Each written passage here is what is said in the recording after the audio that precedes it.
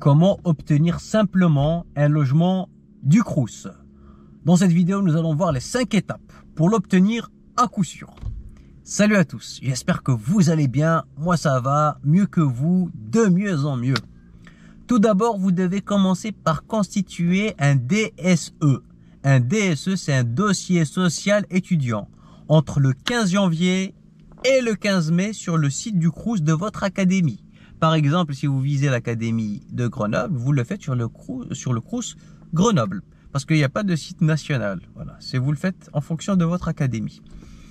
Ensuite, vous allez formuler des choix pour votre logement. Généralement, vous pouvez directement voir sur le site les différents logements avec les caractéristiques, le prix, l'emplacement, la superficie. Vous pouvez même faire des visites virtuelles. Ça dépend des résidences, mais dans la plupart des cas, vous pouvez le faire pour avoir un aperçu à peu près fiable du logement. Voilà. La deuxième étape, vous devez valider et envoyer les pièces justificatives sur votre espace personnel, c'est-à-dire l'attestation de scolarité, les différents avis fiscaux de vos parents, etc., etc. Ensuite, vous allez attendre la réponse. Et en fonction de l'attribution, voilà, vous allez obtenir une réponse positive ou négative. Mais faut garder en tête qu'il y a des étudiants qui sont prioritaires par rapport à d'autres. Alors tout dépend bien sûr des revenus des parents, mais plus les revenus sont bas, plus vous êtes prioritaire. Plus vous êtes éloigné géographiquement de votre noyau familial, plus vous êtes prioritaire. Si vous êtes boursier, vous avez plus de chances d'obtenir un logement que si vous n'êtes pas boursier.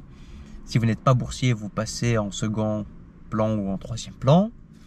Voilà. Les réponses, généralement, vous les avez au mois de juin.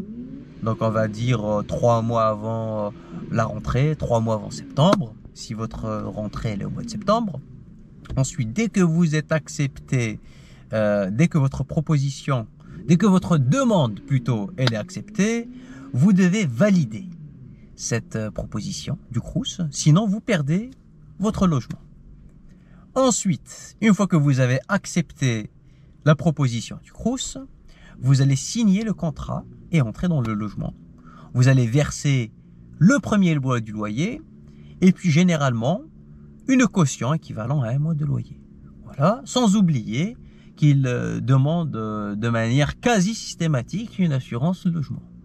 Et pour les assurances logement, vous devez faire marcher la concurrence, utiliser les comparateurs en ligne, par exemple les Furets, Assurland, pour tirer le prix le plus bas, le plus avantageux pour vous.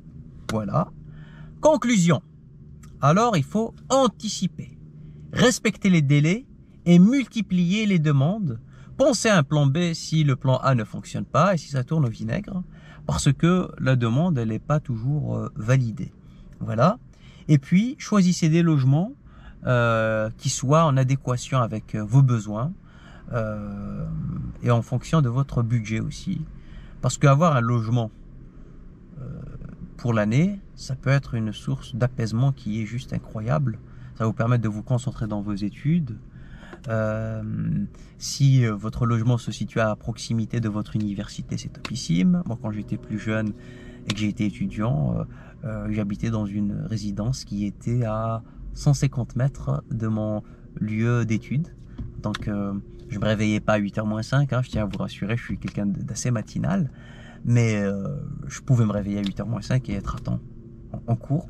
Et puis à midi, je rentrais chez moi, je pouvais manger, même si je mangeais pas souvent chez moi. Voilà, donc n'hésitez pas à liker, partager et commenter cette vidéo. Et puis à me poser des questions, je vous répondrai avec le plus grand des plaisirs. À bientôt, ciao!